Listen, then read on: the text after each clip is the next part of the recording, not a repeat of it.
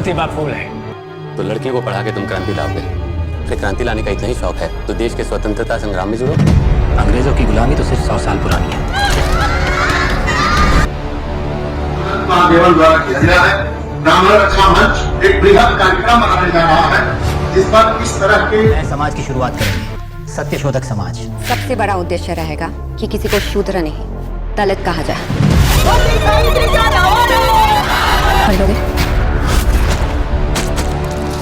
देखते हैं कौन पहले थकता है। नमस्कार, जय भीम। आप देख रहे हैं बहुजन हलचल न्यूज़। मैं मानसू सहाय। दोस्तों, जैसा कि आप सभी को पता है, हमारे देश में फूले मूवी बनी और वो देश के सभी थिएटर पर रिलीज़ नहीं हो पाई। दोस्तों, फूले मूवी जो ज्योतिबा फूले और माँ सावित्रीबाई फूले के जीवन पर आधारित है, जिसमें दलितों और पिछड़ों के जीवन को दिखाया गया है। ये मूवी ज्योतिबा फूले की जयंती 11 अप्रैल को रिलीज़ होनी थी, लेकिन कुछ कट्टरपंथियों की वजह से ये मूवी रिलीज़ नहीं हो पाई और 25 अप्रैल को ये मूवी रिलीज़ की गई। फिर भी सेंसर बोर्ड ने इसमें बीच में बार बार टांग अड़ाई। अभी सवाल ये उठता है कि देश में हर जगह पर यह मूवी रिलीज़ क्यों नहीं कराई गई। आज जब हम देखते हैं कि कश्मीरी फाइल जैसी मूवियों को टैक्स फ्री किया जाता है, जब देश में दलितों और पिछड़ों की आवाज़ को दिखाया गया, ये पहली मूवी थी जिसमें ज्योतिबा फूले की जीवनी को दिखाया गया और ये देश में हर जगह पर रिलीज़ नहीं हो पाई। यहाँ मेरठ में हर थिएटर पर यह मूवी नहीं लगाई गई। कहीं पर लगी है तो उसका शो बहुत रात को या बहुत दिन में लगाया गया है, जिससे कि हर लोग इस मूवी को ना देख पाए। इसमें क्या कट्टरपंथियों की चाल हो सकती है? क्या आप समझ सकते हैं ये किस तरह का हमारे देश में कहीं ना कहीं जातिवादी विरोध हो रहा है?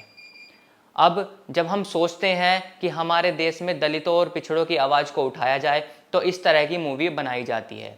इस मूवी का विरोध होना आप समझ सकते हैं क्या मतलब इसका बनता है।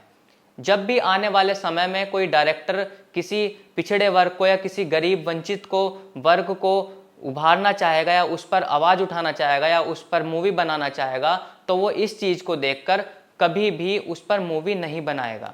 इस चीज़ को देखते हुए क्या कोई भी डायरेक्टर हमारे देश में कभी दलित और वंचितों पर फिल्म बना पाएगा? जी नहीं।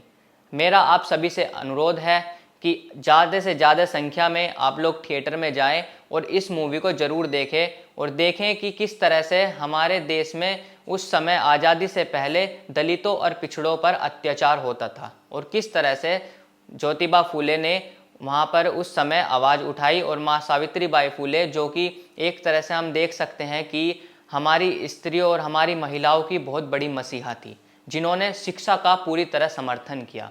जब देश में आज़ादी से पहले महिलाओं को दबाया जाता था, जब महिलाओं को पढ़ने नहीं दिया जाता था, जब महिलाओं को धार्मिक ग्रंथों से तुलना कर कर इंसान के या एक तरह से कह सकते हैं पैर से तुलना की जाती थी, उस समय उन्होंने शिक्षा का समर्थन किया और पूरे मनुवादी समाज के मुंह पर एक तमाचा मारा और उस समय पहला स्कूल पूरे भारत में उन्होंने खोला।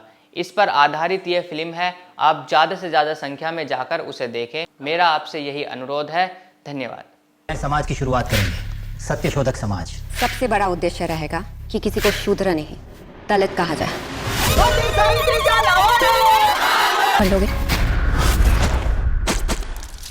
देखते हैं कौन पहले थकता है।